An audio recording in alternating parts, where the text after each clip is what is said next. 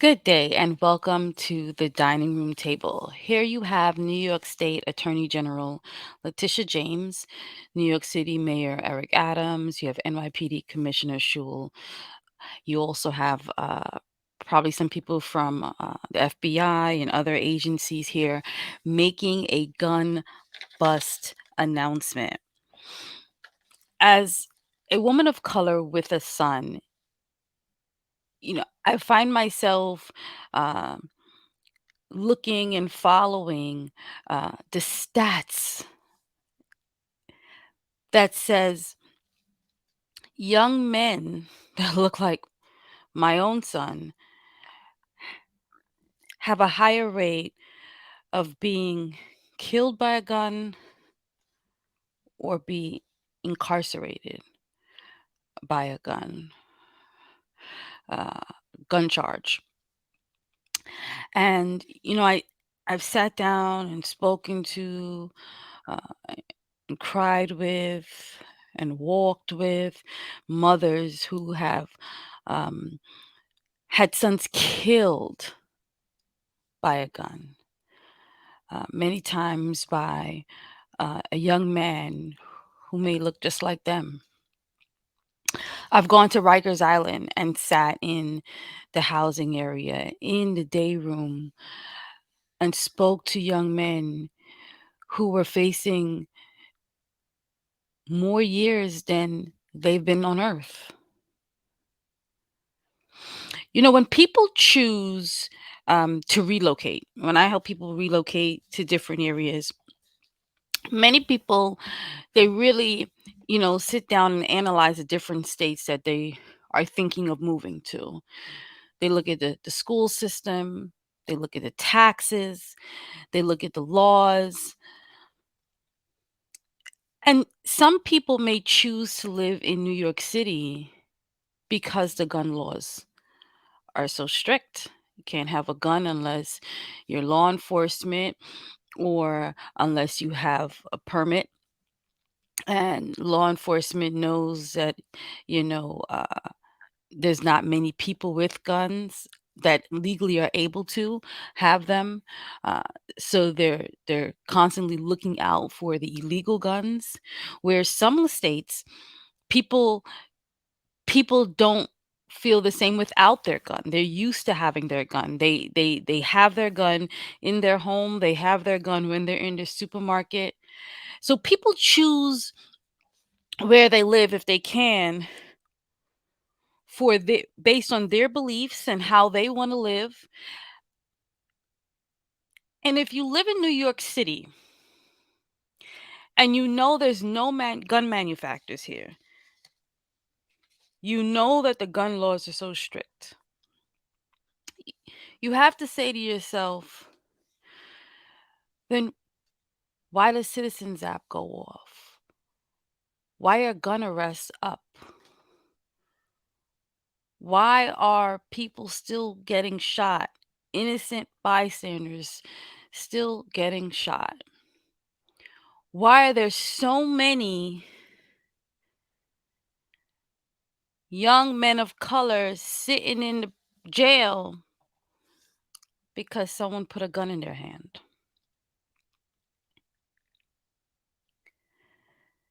It's the grave or the prison. So, how are they getting here? How are the guns getting here? You have some guns who come off one-offs. They come here, not supposed to be here. But it seems like when the law enforcement is announcing these gun busts, these arrests, and they're taking the guns, more are coming. Like buckets are coming back, and buckets are coming back, and bullets. Y- There's a cost for bullets, right? They're not free. And as they take these guns off and they do gun buybacks and it's like more guns are being replenished right back into the communities where there are no gun manufacturers. And you have these young men who are going to the grave early or sitting in Rikers because of a gun that was brought here. So here is New York State Attorney General Letitia James, who's making an announcement on the guns and the gun bust. You know, many times when we see an arrest associated with guns, we see the young people who have the guns. Where did they get the guns? That's the question. How are they coming into the borders? Someone's not doing their job. Let's be real. Someone is not doing their job. As a parent, I got to do my job.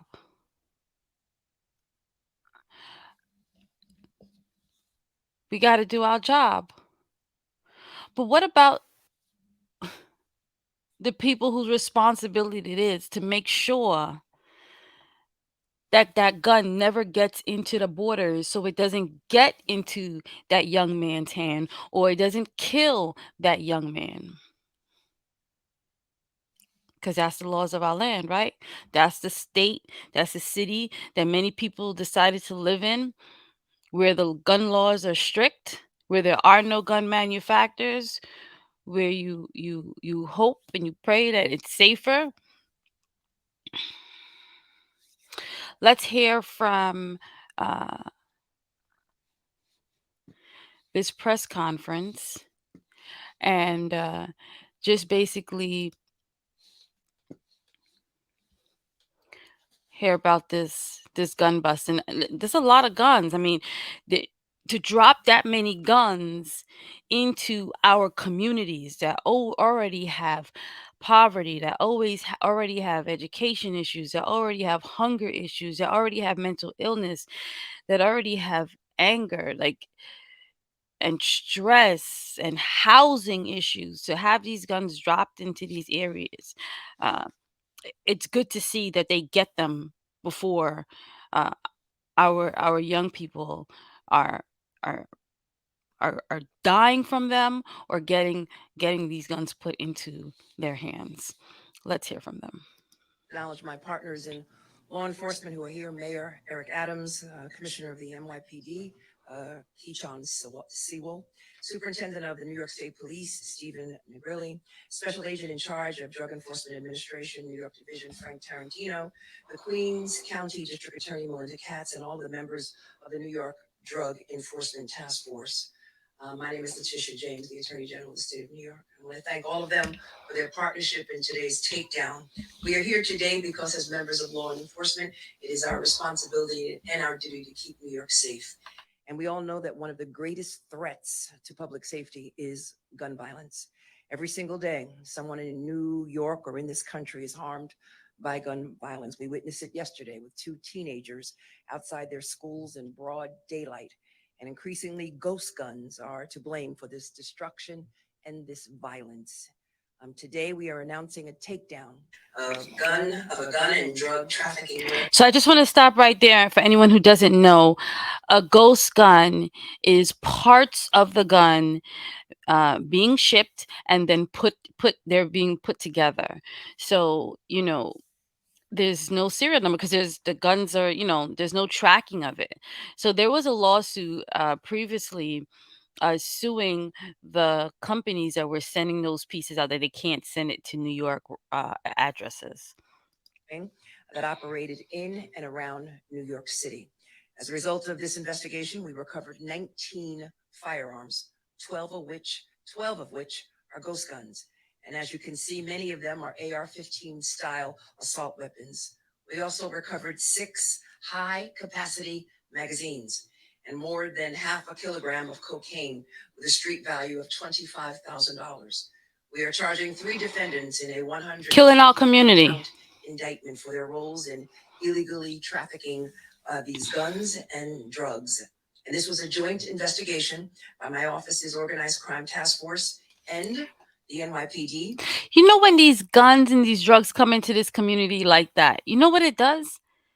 it just brings the poverty down so much more, the education level down, the housing, the mental health, people being able to be stable enough to live life, quality of life for others. It, the city, the state now has to depend, the people have to depend on the services. DEA, and New York State Police. The investigation, which began in March of 2021, centered around Eduardo Hernandez. Mr. Hernandez worked together with Euclides Castillo and Jose Garcia. Mr. Hernandez sold a total of 14 guns and more than 560 grams of cocaine to members of the investigative team on multiple occasions. Both Garcia and Castillo participated in some of these sales. Garcia also sold 5 guns directly to the team from a location in Port Chester in Westchester County. On multiple occasions, these guns were sold directly from Mr. Hernandez's home in a residential area of Southeast Queens, and even during the middle of the day. These dangerous weapons were being peddled in neighborhoods where families live and children play. Mr. Hernandez and Mr. Garcia both sourced the majority of these guns from an undisclosed location in Massachusetts and then brought them to New York to sell. Mr. Castillo was present for a number of the sales and also helped to fix any issues operating the guns. During the investigation, we discovered that Mr. Castillo previously worked for gun manufacturer Smith & Wesson in their assembly department. And while none of the guns recovered were made by Smith & Wesson, Mr. Castillo had experience Right. recovering, Wow. assembling guns, and understanding how to fix them. And during at least one firearm sales, Mr. Castillo provided instructions about how to compile and operate the guns that were purchased. As I mentioned earlier, the majority of these guns were ghost guns, unserialized, untraceable. And as you can see, these ghost guns include AR-15 style assault weapons and some high capacity magazines, serving as a direct threat to law enforcement each and every day in New York State and all across this country. Weapons that only exist, these AR-15 style assault weapons and these high magazine capacity magazines, exist to inflict mass casualties and have no place in our communities. And because so many are ghost guns, we're not able to trace or track them, making them all the more dangerous and appealing to bad actors, and making them available to those who would not be able to legally purchase guns. And that's why ghost guns represent one of the greatest risks to our communities. And that is why we will always be aggressive in our efforts to remove them from our streets. Public safety is a priority for every one of us standing up here and those who are also in the audience. And we have taken action to address the scourge of gun violence from every angle, going after those who illegally traffic guns and cracking down on companies that illegally sell them in New York. Last summer, as you recall, Mayor Adams and I and the commissioner have filed lawsuits against companies that have been illegally selling ghost gun kits to New York. It's pretty simple. And that is, it's illegal to sell these kits to New Yorkers, and we will continue to go after anyone who tries to break our laws and endanger our communities. And just 3 months ago, this same task force, the task force that works with my office, the Office's Organized Crime Task Force, the DEA and the NYPD and the New York State Police, we took down another gun trafficking operation based in New York City. And that operation led to the recovery of 57 guns. 57 guns. Wow. Ghost guns. Many are on display here today. In that case, the defendants ordered ghost gun kits online and shipped them to an address in Pennsylvania. And these kits were then illegally brought to New York, where they were assembled into ghost gun assault weapons for sale. And thanks to the partnership of this group here, we were able to shut down that operation in just a few months. So today's announcement serve as a clear message. We will use every power in our disposal to go after anyone who puts these dangerous weapons in our communities. None of this obviously would be possible without the incredible work of our agencies. I want to thank the members of the New York Drug Enforcement Task Force, the NYPD, DEA, and New York State Police.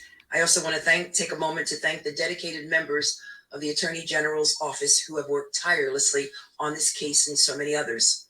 Detective Brad Farrell, Detective Brian Fleming, Detective Angel Lopez, Supervising Detective Paul Grosgorski, OCTF Deputy Chief Andrew Boss, Chief of the Investigations Division Oliver Pufo, Assistant Deputy Attorney General Jason Navia, Assistant Deputy Attorney General Joseph Barker, OCTF Legal Analyst Santiago Molina, Downstate OCTF Deputy Chief Lauren Abenanti, Deputy Attorney General in charge of OCTF Nicole Curie, Chief Deputy Attorney General Jose Maldonado, and the First Deputy Attorney General Jennifer Levy. I thank them. And now, at this point in time, I'd like to bring up to the podium a critical partner and the voice in our efforts to protect New Yorkers, Mayor Eric Adams, and he has been at the forefront of this fight against gun violence. He's been laser focused on making our streets and our communities safe and this nation safe. And I thank him for his collaboration on this effort to protect New Yorkers. Mayor Adams. Thanks so much, AG, just really for being the Chief Law Enforcement Officer of the state and bringing together the partnership that is needed. And Commissioner Sewell and I, as the Attorney General stated, we are laser focused on this issue. NYPD, with the help of the men and women who serve in the city, have since taking office, they have removed over 8,500 guns off the street of New York, over 5,000 arrests. But one thing is clear, in addition to the apprehension of these ghost guns that we removed off our streets, there's a level of clarity on the challenges we are facing. Look at some of these guns. The one here has a silencer. This one has a silencer as well. These extended magazines that can have multiple shots at any time. We have one here with a scope on top of it. These automatic assault weapons that are here. This is what the men and women of the New York City Police Department and the men and women of New York State Police, the DAs, our federal partners, this is what they are coming up against every day, and how serious this problem is. The Attorney General indicated how we went after those companies that were producing materials and the ghost guns. I thought it was probably one of the most important upstream approaches to deal with this issue of violence. She has used this office with a level of creativity of not only suing, but prosecuting those who are placing these guns on our streets. We cannot ask for a better leader in this area. I'm going to renew our call. The commissioner and I made a call to the ATF to revoke the license of Polymer 80. We're going to renew that call. We believe that we have to have a multitude of approaches as we deal with this very real issues of ghost guns. We have an increased number of ghost guns we removed off our street in comparison to last year, but we're seeing a continuous reproduction. Someone with a 3D printer could sit inside their home and print out a device of death. So when you hear the estimates of the millions of guns we have in the country, those are estimates of guns with serial numbers. You can basically throw that book away because the numbers are no longer accountable.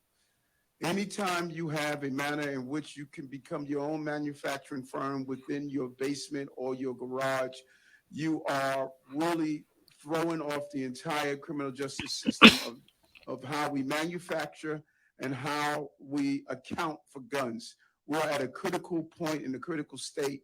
We need to make sure that our law enforcement apparatus, our lawyers, our lawmakers keep abreast of how these weapons are entering our streets and come up with real laws to prevent them from doing so. So again, I want to just really thank the Attorney General and for the men and women who are behind me, because they're on the front line of dealing with this real threat to the infrastructure of our country. Thank you very much. Now I'd like to call the Police Commissioner of the City of New York, NYPD Commissioner Sewell. Good afternoon, everyone. Thank you for being here. I'd like to begin by commending and acknowledging the extraordinary job done by the undercover officer in this case. Much of our department's success is built on the foundational work of our undercovers. They are exceptional public servants. By necessity, they remain largely unsung and oftentimes operate under very dangerous circumstances. We owe them a great debt of gratitude. New York Drug Enforcement Task Force investigators, together with our law enforcement partners, never wavered in their mission to interrupt this criminal network, interdict these illegal weapons, and hold these subjects accountable. And today, this work has made New York City safer. Yet even as we praise the significant work in this case, your officers and investigators are right back out there keeping this important work at the forefront of our mission to make New York City safe. In 2022, our gun arrests reached a 27-year high as NYPD officers took more than 7,000 illegal firearms off our streets. And so far this year, we've seized more than 1,300 more. New Yorkers in every neighborhood deserve to live free from fear. This is why we build these long-term investigations. It is why we collaborate with partners like the DEA, the Queens DA, the New York State Police, and officials like Attorney General James. This is precision policing in action, making a real difference in the lives of the people we serve in New York City. So I want to thank our law enforcement partners, NYPD personnel, and everyone else involved in this investigation. I'll now turn it over to DEA Special Agent in charge of the New York office, Frank Tarantino. Frank?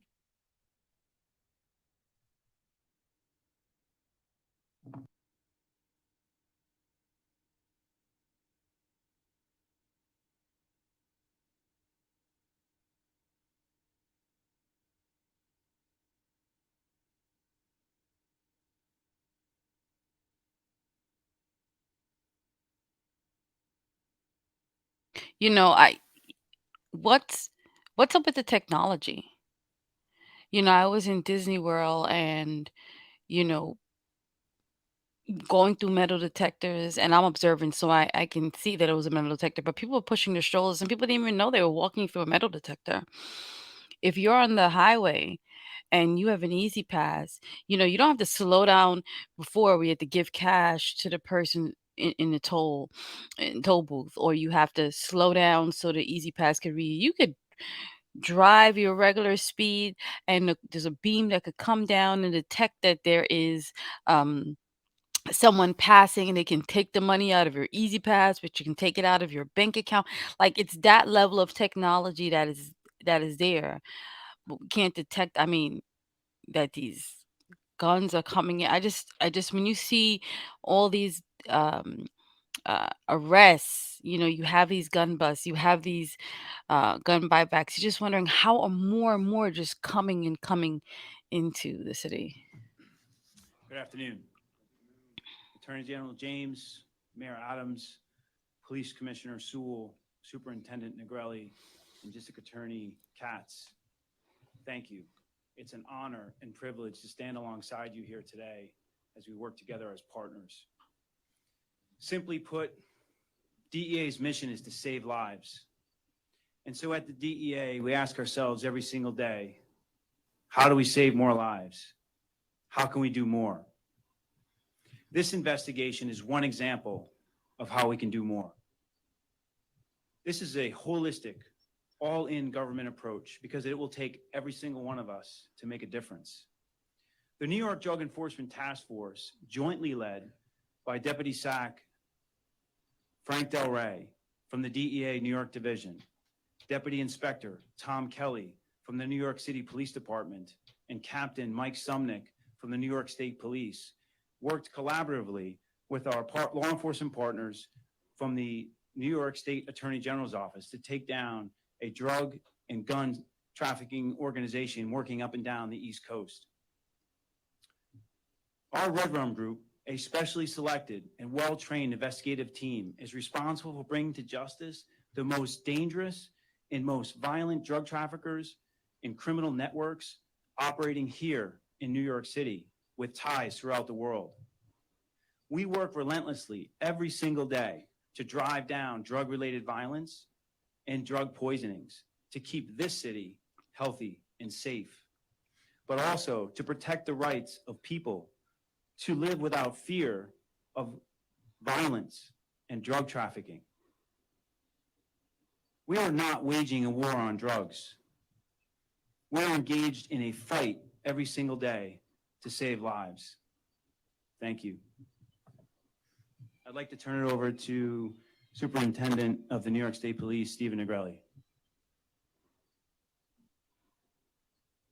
Thank you, Frank. You know, I have some prepared statement that someone else wrote for me, but after 32 years of law enforcement, I don't think I need someone to tell me what I should say right now. I think you can come up here and say the same comments I'm going to say just by looking at this table. If you look at these guns, don't look at them as a firearm. Look at them as a device that ends a life, that ruins a family, ruins potential. It's a sad state that we're in right now as a country. That the proliferation of PMFs, or personally manufactured guns, or ghost guns, are ravaging our communities, destroying our communities. This is a cottage industry. And you see, what, like any other business, what is driving that cottage industry? Well, it's people who are prohibited from possessing a firearm themselves, or legally purchasing or exercising their Second Amendment rights, because they have shown a proclivity for violence. So we, as a society, said they can't have guns. And out of nowhere, a thing called ghost gun is invented. This is the cottage industry that is affecting every one of our communities in this state. Last year, law enforcement in this state, 10,500 guns were taken. That's 10,500 criminal guns taking off our streets in the state of New York, including here in the 5 boroughs. Do me favors, reasonable people.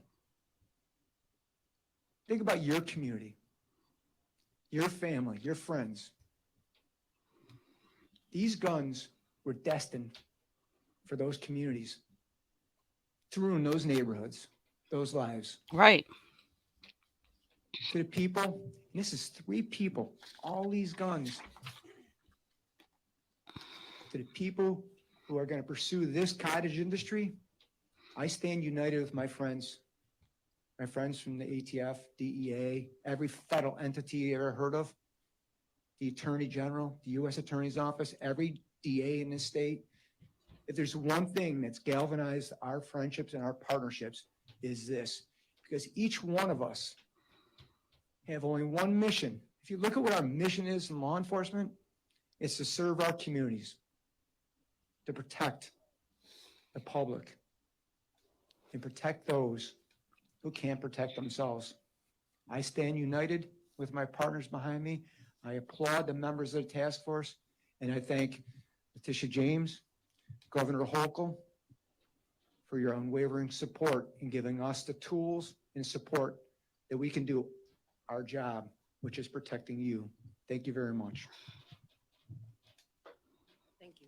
Thank you for humanizing the issue and putting a face to it. Our last speaker is the great Queens District Attorney, Melinda Katz.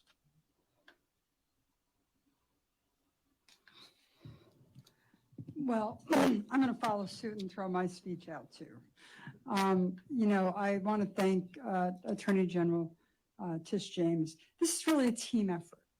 The amazing team that stands behind me here at the podium brought together 3 individuals that were selling dozens of guns to our kids. I may be the Queens DA, but I care deeply about the city of New York. We are a city of families. We are a city of kids. We are a city of grandparents that deserve to be able to sit outside during the day and during the night. We are a city that needs to function on our subways and on our buses.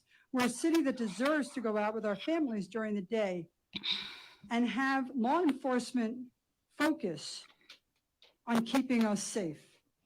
Attorney General James and the Drug Enforcement Task Force are one step further today with that. Look at the guns that are up here. To humanize this, look at the guns. Each one of them represents shootings. Each one of them represents a death that could occur on the street. They were intercepted by this task force. That's amazing cooperation. Tish James, who uses her power not only civilly, but criminally at every chance she gets to make this state safer. A mayor who took office and promised to make our streets safer.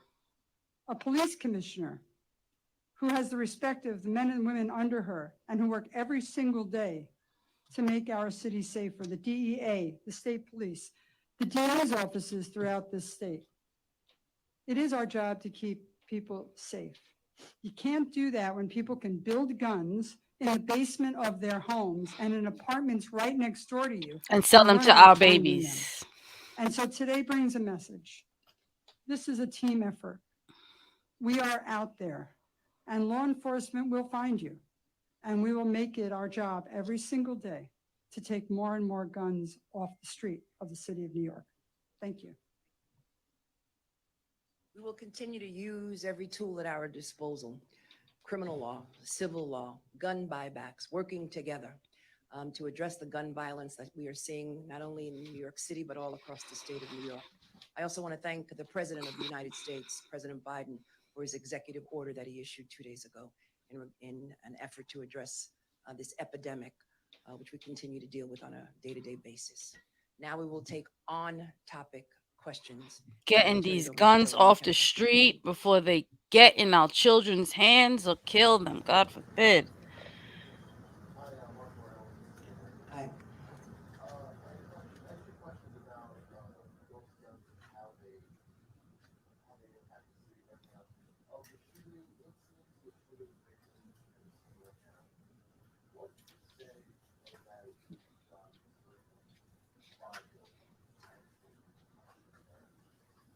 I don't have the does anyone have those stats? We wouldn't have that stat right now, but because we would have to recover the gun and then the ballistics comparison to see if it matched the shooting. But right now, we don't have specific data. But as you can see, ghost guns will be recovered at a higher and higher rate every year. I believe, as the commissioner said, 30 a couple of years ago, 74. We're probably over 90 this year so far. So you see it's becoming more and more of a problem.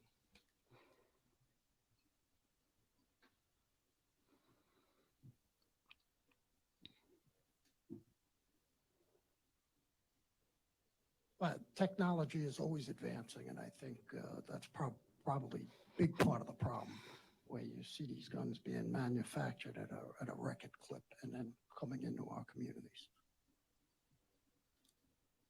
Can I give you a list of the ghost gun manufacturers that we have just recently were able to get an injunction against?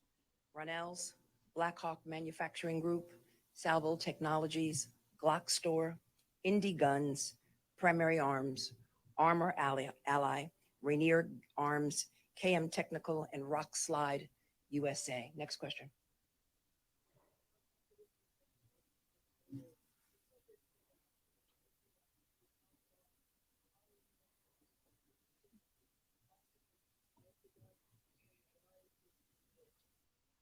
Polymer 80, we want them to revoke their federal firearms license, because you're finding that the overwhelming number of the ghost guns are coming through Polymer 80. That's the company. And the commission and I asked last year for ATF to revoke their firearm license. The guns that we're seeing coming through the mail is coming through their company. And that is why we want to zero in on them in particular. But there's, as the AG just announced or just mentioned, we filed a lawsuit against several companies, but we continue to see Polymer 80 guns coming into the city, their parts coming into the city. And I think it's important to point out that all of these guns here that we're talking about today were manufactured outside our city. So New York places like Chicago, where you don't see the manufacturing happening in our cities, the bloodshed is taking place in our cities. Right.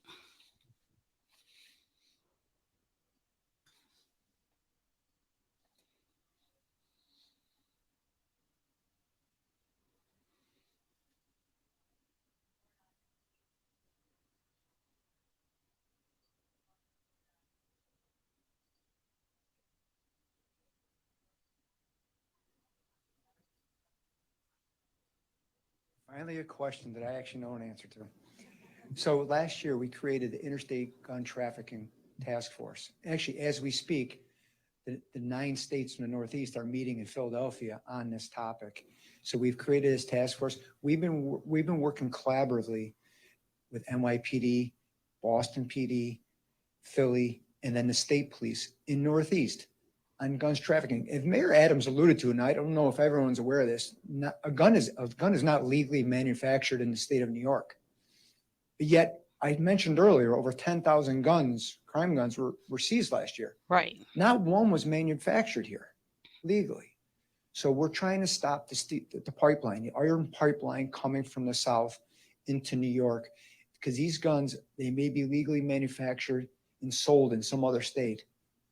They're coming to our state and they're ruining our communities. So we are working collectively, collaboratively as we speak. We have operations going on here in the Northeast, which I think President Biden, when he was here and heard about our task force last year, called it a model for the nation that other states, other parts of regions of our country should follow.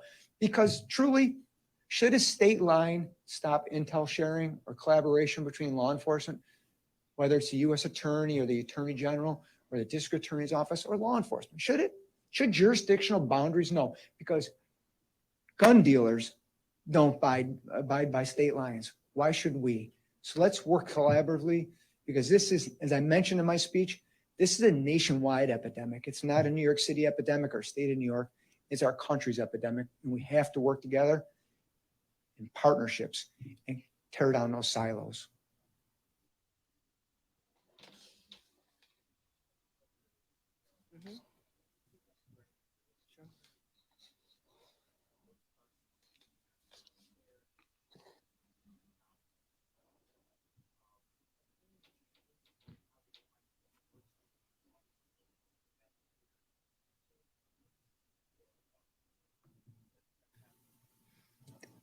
Well, as the superintendent just said, we have to work in partnership. So the mayor has said from the beginning that we were going to focus on the drivers of violence, getting the guns off the street, and apprehending those who use those guns. So we recognize that we can't do it alone. We have to work with our partners. So we have a number of task forces. We have a number of initiatives that we collaborate with. But our focus is obviously getting these guns off the street, apprehending the people who are manufacturing them, assembling them, and interdicting them before they get to the city, ideally. But we recognize that moving forward, we're going to be doing more of these cases. You're going to see more of these takedowns. Our objective is to get as many of these guns off the street as humanly possible and bring these cases to a close with some success like we're doing today.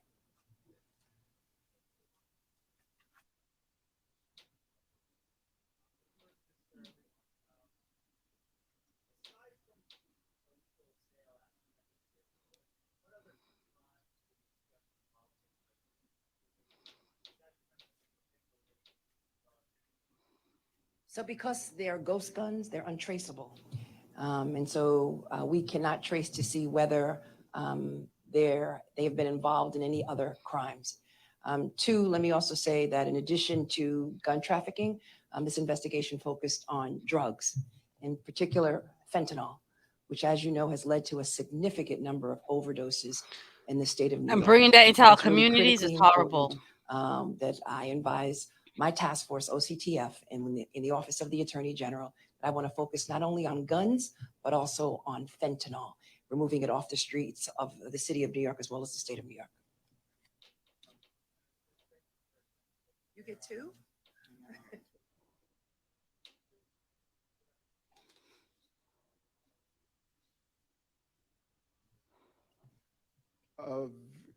Okay, I don't know what that has to do with ghost guns, but I know it's Michael Gardner. So Uh, uh, I'm a big believer and always believe uh, that our law enforcement personnel should be in the city of New York. Like my neighboring counties, they require residency requirements there.